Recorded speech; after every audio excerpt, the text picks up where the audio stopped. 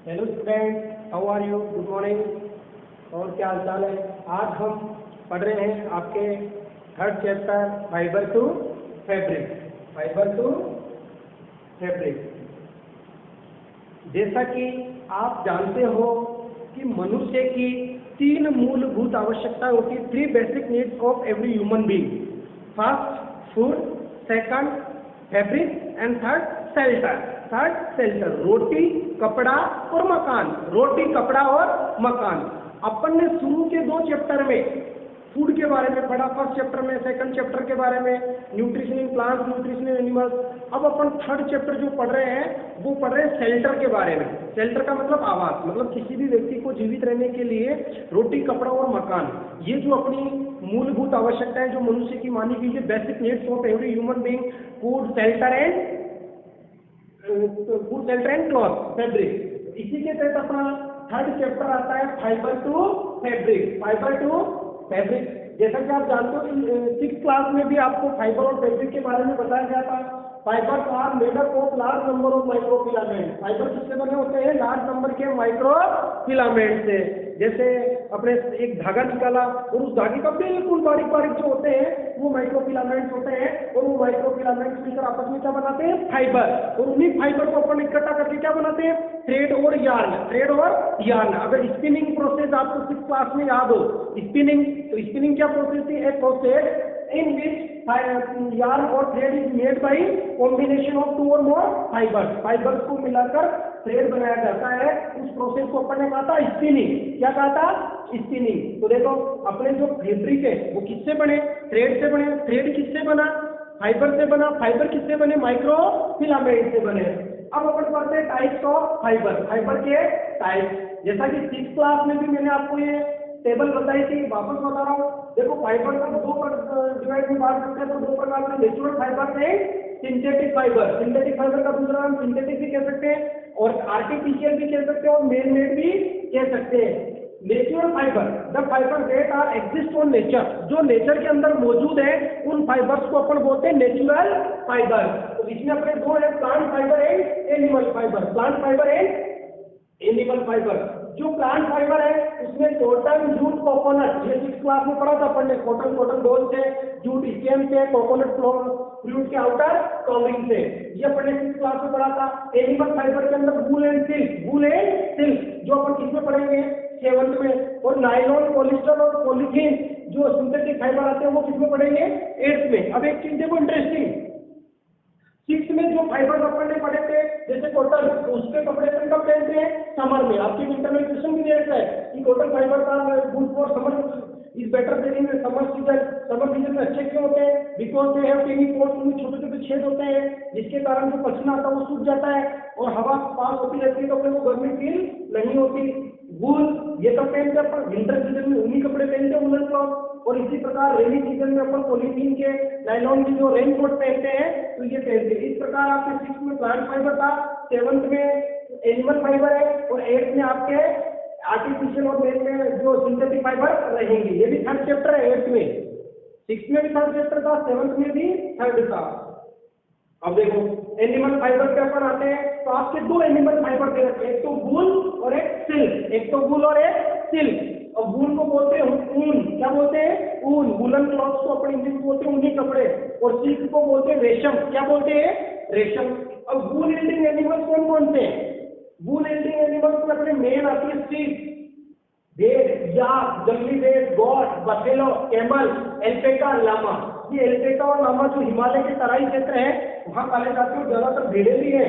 तो अपने हिमाचल, उत्तराखंड, राजस्थान, गुजरात, पंजाब, यहाँ पर ज्यादा रहती है। याक भी आप जानते हो, ये भी पहाड़ों पे होता है। गॉट, इन सबसे अपने को क्या प्राप्त होती है? वूल। क्या प्राप्त होती है? वूल। और जो इनको चढ़ाते थे को गोट को उनको सेफर्ड बोलते हैं। क्या बोलते हैं? सेफर्ड, चढ़वाए। अगर आपने वो गडरिये और भेड़िए वाली कहानी सुनी होगी तो गडरिये को सेफर्ड बोलते हैं इंग्लिश में। ठीक है।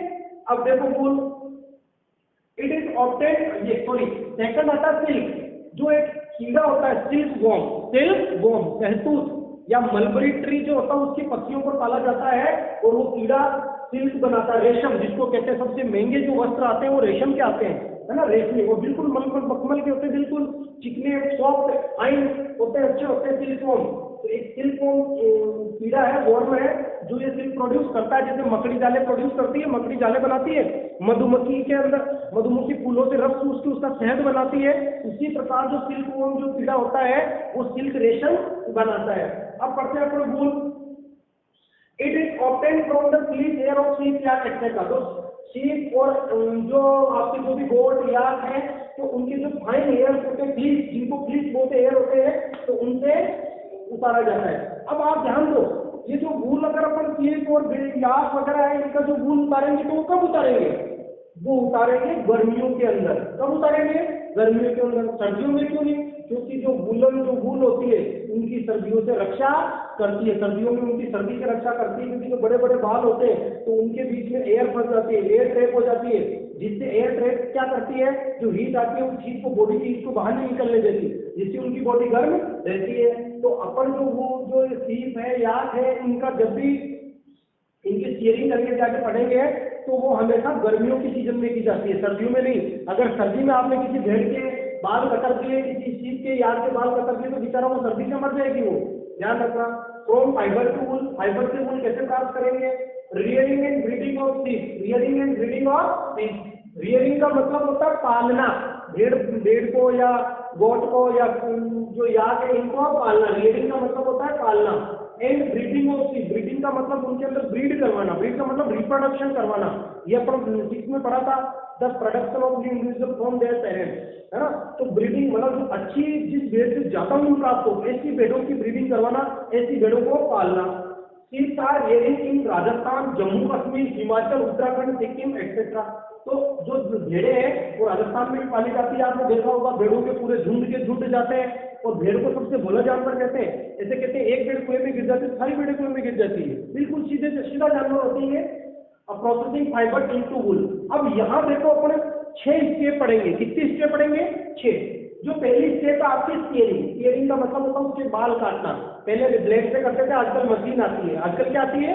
मशीन आती है। Removal of hairs by machine. तो इस प्रोसेस को क्या बोलेंगे? Steering. The process in which removal of hairs by machine.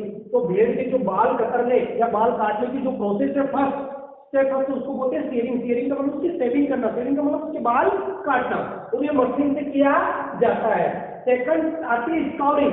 Second क्या आती है? स्काउरिंग। स्काउरिंग का मतलब होता है वॉशिंग और cleaning of hairs by machine. Washing और क्लीनिंग, या तो उनको धोना या साफ सफाई करना। क्यों? आप जानते हो भेड़ जब बाहर जंगल में चरने जाती है, कोई कीचड़ आता है वहां बैठ जाती है, कभी कहाँ बैठ जाती है। भेड़ की जो ऊन होती है उसका जो कलर होता है वो व्हाइट होता है ज्यादातर। कैसा होता है? व्हाइट। लेकिन होगा क्या कि जैसे ही वो उस गंदगी में रहेगी तो वो white colour black brown colour का हो जाएगा, गंदा हो जाएगा। तो इसलिए जो उसके बाल उतारे, उसके उतारने के बाद उनको मशीन के द्वारा धोया जाता है, जिससे क्या होगा कि वो जो गंदगी है वो उतर जाती है। तो सेकंड चीज आती है scouring the process in which dirt और डस्ट रिमूव बाय वॉशिंग और क्लीनिंग। वॉशिंग और इसमें डिटर्जेंट पाउडर या मशीन के द्वारा भी धोया जाता है। थर्ड आती है सॉर्टिंग। सॉर्टिंग का मतलब होता है, आपको फोर्थ चैप्टर था आपके 6 में, सॉर्ट आउट मटेरियल। अपने आसपास जो मटेरियल है, हार्ड कौन सा है, सॉफ्ट कौन सा है, सॉलिड कौन सा है, लिक्विड, उनको सॉर्ट करना, अलग अलग छांटना। अब क्या करते हैं इसमें? Separation of hair according to their texture. उनकी बनावट के आधार पे वो जो हेयर जो काटे थे उनको अलग करना। जैसे लंबे लंबे हेयर एक जगह, उनको एक जगह रख लिया, मीडियम साइज में एक जगह रख लिया, या मोटी बनावट वालों को अलग रख लिया, जो पतले हैं हेयर उनको अलग रख लिया। तो उस थर्ड स्टेप को बोलते हैं सॉर्टिंग। सॉर्टिंग का मतलब उनके टेक्सचर, बनावट के आधार पर जो अलग अलग है उनको अलग अलग करना। आपकी जो स्टेप 4 आती है picking of bird. Picking of bird जब अपन उनको अलग अलग करते हैं तो कुछ अपने को कचरा भी दिखता है, बिल्कुल बारीक बारीक, है ना। To pick out the small fluffy fibre. तो फ्लफी फाइबर होते हैं। फ्लफी फाइबर कैसे? जैसे आपने वुलन क्लॉथ देखे होंगे, तो वुलन क्लॉथ के ऊपर सॉरी व्हाइट व्हाइट कलर के छोटे छोटे से होते हैं, उनको फ्लफी फाइबर या बर्ड्स बोलते हैं। क्या बोलते हैं? बर्ड्स होते हैं। इसके बाद जो आपकी स्टेप 5 आती है वो आती है कलरिंग और डाइंग। अब आप जानते हो भेड़ की अगर ऊन होगी तो व्हाइट कलर की होगी, लेकिन अपने को तो जो वुलन क्लॉथ जो पिंक कलर का चाहिए, येलो कलर का चाहिए, तो फिर वो पिंक और येलो कलर की ऊन थोड़ी आती है उनके, वो उसके कलर किया जाता है। उसको डाइंग भी बोलते हैं। डाइंग जो फिल्म में करते नहीं करते बालों को काला करने के लिए। The fibre can be died in various colour, fibre को अलग अलग कलर में अपन कलर कर सकते हैं। वो उस पर बड़ी बड़ी मशीन होती है, उसमें कलर घुला हुआ रहता है और हेयर या जो फाइबर होते हैं उसको उसके अंदर डाल दिया जाता है। तो जैसे येलो कलर का फाइबर कलर है और उसमें आपने वूल को डाल दिया व्हाइट कलर की थी, वो किसमें कन्वर्ट हो जाएगी, येलो में। और ये जो कलर होते हैं पक्के कलर होते हैं, वो कच्चे कलर नहीं होते कि आपने वॉश किया निकल गया। सिक्स जो प्रोसेस आती है मेकिंग यार्न, मेकिंग यार्न, उनमें कलर करने के बाद यार्न बनाने के लिए प्रोसेस स्पिनिंग, या तो किसको बनाते हैं, by spinning we can make yarn thread from fibre as we learn in class 6। Spinning process के द्वारा जो फाइबर होते हैं उन फाइबर से यार्न बनाना, उन कॉम्बिनेशन ऑफ फाइबर यार्न बनाना। तो मेकिंग ऑफ यार्न 6 इसकी हो गई लास्ट। तो यार्न धागा बन गया, धागे बनने के बाद उनको वूलन इंडस्ट्री के अंदर भेजा जाता है और वूलन इंडस्ट्री से उस धागे से फिर वीविंग और नीटिंग के द्वारा आपकी स्वेटर वगैरह है, स्कार्फ है, सोल, देखो कश्मीर की सोल कितनी महंगी आती है, कश्मीर की सोल बहुत फेमस है, तो वो ऊन की बनी हुई आती है, तो वहां मशीनों में उस यार्न को भेज दिया जाता है जो कलर्ड होते हैं। अब एक ये 3 स्टेप, फर्स्ट स्टेप कौन सी थी, टीयरिंग, मतलब उसकी कटाई सफाई करना, बाल काटना। सेकंड थी स्काउरिंग, मतलब उसकी साफ सफाई करना जो बालों के, क्योंकि वो गंदे थे। थर्ड स्टेप थी उनको अलग अलग सॉर्टिंग करना, अलग अलग करना, है ना, छोटे अलग, बड़े अलग, अलग डिजाइन के, जैसे अलग मोटे जो है उनको अलग। और जो फिफ्थ स्टेप थी वो आपकी पिकिंग ऑफ बर्ड, जो सॉरी फोर्थ स्टेप थी पिकिंग ऑफ बर्ड, जो छोटे छोटे बिल्कुल फ्लफी फाइबर थे उनको बिल्कुल बाहर निकालना। फिफ्थ स्टेप थी उनको कलर करना और सिक्स्थ स्टेप थी उनको यार्न बनाना। अब एक शब्द आता है ऑक्यूपेशनल हैजार्ड। देखो ऑक्यूपेशन, आपने जब फॉर्म भरा मॉडल स्कूल का तो उसमें लिखा हुआ था फादर्स ऑक्यूपेशन, आपके पिताजी क्या कार्य करते हैं। तो कोई भी जो काम होता है तो उसमें कुछ ना कुछ दिक्कत आती है। फॉर एग्जाम्पल अपन काम लेते हैं सीमेंट इंडस्ट्री का, कोई व्यक्ति अगर सीमेंट इंडस्ट्री में काम करता है तो उसके सिलिकोसिस रोग होने का डर रहता है, क्योंकि सीमेंट का बारीक बारीक पाउडर बॉडी के अंदर जाता है। इसी प्रकार जो शेफर्ड इनको भेड़ों को पालते हैं तो उनको भी बेचारों को इसके दौरान कोई बीमारी हो सकती है, और उस ऐसी बीमारियां जो किसी ऑक्यूपेशन के कारण होती है उन बीमारियों को अपन ऑक्यूपेशन हैजार्ड या डिजीज भी कहते हैं। A hazard disease related to any special occupation, किसी विशेष व्यवसाय से, ऑक्यूपेशन का मतलब व्यवसाय, क्या काम करते हैं, रिलेटेड होती है। A hazard disease related to any special occupation is called occupational hazard. For example sorters disease by anthrax bacteria. अब जो भेड़ पालते हैं तो इन भेड़ों की बॉडी में एक बैक्टीरिया, इनके शरीर पे बालों में इनके जो ऊल होती है वहां पे एक बैक्टीरिया रहता है, उस बैक्टीरिया का नाम है एंथ्रेक्स बैक्टीरिया। अब जो भेड़ पालक है उसमें इस एंथ्रेक्स बैक्टीरिया के कारण जो डिजीज होती है उस डिजीज का क्या नाम है, सोर्टर डिजीज। सोर्टर डिजीज ये डिजीज हो सकती है। तो ये क्यों हो सकती है, क्योंकि ये पालते हैं। और कई लोग आपने पढ़ा जैसे कोरोना वायरस का आया कि कोरोना वायरस जो चमगादड़ के सूप पीने से हुआ, है ना, तो एनिमल से इंसानों के अंदर आ गया, जानवरों से इंसानों के अंदर आ गया। तो इसी प्रकार जो ये लोग पालते हैं भेड़ वगैरह, तो इनको ऐसी प्रॉब्लम फेस करनी पड़ती है। सेकंड अपना जो एनिमल फाइबर, फर्स्ट वूल था, सेकंड सिल्क जिसको अपन रेशम, है ना, और ये रेशमी जुल्फे, इसके गाने भी बने हुए हैं, है ना। रेशम का मतलब बहुत ही शानदार और लचीला, कोमल, सॉफ्ट, जिसको कहेंगे बहुत ही अच्छा लगता है वो। It is obtained by A worm called silkworm. एक कीड़ा होता है, कीड़ा, वर्म मतलब कीड़ा, सिल्कवर्म, जिसका क्या नाम है, silkworm. Silkworm spin the silk fibre, ये स्पिन सिल्क फाइबर को बनाता है। सेम जैसे मकड़ी जाले बनाती है, मधुमक्खी फूलों का रस चूस के उसका शहद बनाती है, ऐसे ही सिल्कवर्म की बॉडी के अंदर कुछ ऐसी ग्लैंड्स होती है, कुछ ऐसी स्ट्रक्चर्स होती है जो क्या बनाती है, सिल्क बनाती है। It Rudyard on mulberry tree, सहतूत का पौधा, मैं आगे और बताऊंगा। यह मलबरी जो ट्री है तो सहतूत, हेतु बोलते हैं अपने मेवाड़ी में। सहतूत का जो पौधा होता है मोरस एल्बा उसका साइंटिफिक नेम है। ये आपका इंग्लिश नेम है, मोरस एल्बा उसका साइंटिफिक नेम है। जैसे साइंस के नेम दे रखे, जैसे अपना ह्यूमन का होमो सेपियन, हिंदी में सहतूत बोलते हैं, मेवाड़ी में हेतु बोलते हैं, ठीक है। तो मोरस एल्बा जो सहतूत का पौधा होता है उसमें पाला जाता है। आपकी क्वेश्चन है कि जो मलबरी ट्री होता है, सॉरी जो ये सिल्कवर्म होता है, ये कौन से पौधे की पत्तियां खाता है, तो मलबरी ट्री की। कौन से पौधे की, मलबरी ट्री की। जैसे आपको शहद प्राप्त करना है, मधुमक्खी पालन करते हैं लोग, एपीकल्चर जिस प्रोसेस को बोलते हैं, तो उसमें क्या होना चाहिए, जहां आप मधुमक्खियां पाल रहे हो तो आपके आसपास फूलों वाले पौधे होने चाहिए जिससे सुगंध आती हो, ऐसे पौधे होने चाहिए, तो ही आपकी मधुमक्खी पालन होगा, तो ही आप शहद प्राप्त कर पाओगे। सेरिकल्चर। देखो, rearing of silkworm on a large scale for obtaining silk is called sericulture. Sericulture को हिंदी में कहते हैं रेशम कीट पालन। रेशम कीट पालन मतलब रेशम के कीड़े को पालना। rearing of silkworm, सिल्कवर्म को पालना और लार्ज स्केल, बड़ी संख्या में। ऐसे नहीं एक सिल्कवर्म पाल लिया तो आपको रेशम मिल जाएगी, नहीं, हजारों लाखों की संख्या में सिल्कवर्म को पालना। किसके लिए? सिल्क प्राप्त करने के लिए। तो प्रोसेस को बोल देंगे अपन सेरिकल्चर। अब अपन पढ़ते हैं life cycle of silkworm. Silkworm की लाइफ साइकिल क्या होती है? जो फीमेल सिल्कवर्म होती है वो क्या देती है? एग। ध्यान रखना, एग कौन देगी? फीमेल देगी। एग देगी, उस एग से जो बनता है उसको बोलते हैं कैटरपिलर। क्या बोलते हैं? कैटरपिलर। और इस कैटरपिलर एक लार्वा स्टेज होती है। आप 8th क्लास में पढ़ोगे लार्वा स्टेज क्या होती है। जैसे जो मेंढक वगैरह होते हैं तो मेंढक का जो बच्चा होता है छोटा, मेंढक भी अंडे देता है, लेकिन जो बच्चा बाहर निकलता है तो वो जो लगता है मछली के जैसे, फिश के जैसे लगता है, उस स्टेज को बोलते हैं लार्वा। और मेंढक बाद में बनता है मेटामॉर्फोसिस प्रोसेस के द्वारा, वो अपन 8th क्लास में पढ़ेंगे। अभी आप सबसे ध्यान रखो लार्वा। तो ये कैटरपिलर क्या करता है? It makes silk and covered itself by silk and this covering is known as cocoon. ये कैटरपिलर क्या करता है कि अपने आप को एक धागे के चारों एट, जो एट होता है ना वर्ड, 8 के जैसे अपने आप की बॉडी को घुमाता है और घुमा के अपने चारों ओर एक कवरिंग कर लेगा सिल्क की। क्या कर लेगा? कवरिंग कर लेगा। और जब ये अपने चारों कवरिंग कर लेगा इस प्रोसेस को क्या बोलते हैं? कोकून। ये कैटरपिलर आगे इस प्रोसेस में जाता है प्यूपा। अब ये प्यूपा किसके अंदर है? कोकून के अंदर। किसके अंदर है? कोकून के अंदर। और फिर इसकी जैसे प्यूपा के बाद में इसमें ये एजेड हो जाता है और इसकी डेथ हो जाती है। इसकी डेथ होने के बाद क्या होता है कि इस कोकून को the silk fibre is made up of protein. जो सिल्क फाइबर होते हैं वो प्रोटीन के बने होते हैं, कार्बोहाइड्रेट प्रोटीन है पढ़ा आपने, and protein when in came contact with air, जब ये हवा के संपर्क में आते हैं it become strong and steel wire. पहले तो बहुत लचीले होते हैं, लेकिन जैसे ही हवा के संपर्क में आए तो ये इतने मजबूत हो जाते हैं कि आपका जो स्टील के बर्तन होते हैं, स्टील के वायर हो, जैसे एल्यूमिनियम का, कॉपर का वायर होता है, उससे भी मजबूत ये सिल्क का वायर होता है। तो ये प्रोटीन के बने होते हैं। वापस सुनो, फीमेल जो सिल्कवर्म होगा वो एग लेज करेगी। जो एग है वो फिर कैटरपिलर में कन्वर्ट होंगे। ये कैटरपिलर अपने चारों ओर एक स्पिन घूमेगा और एक कवरिंग बनाएगा। उस कवरिंग को कोकून बोलते हैं। और उस कोकून के अंदर कैटरपिलर बड़ा होता जाएगा। कैटरपिलर बड़ा होकर प्यूपा में कन्वर्ट हो जाएगा।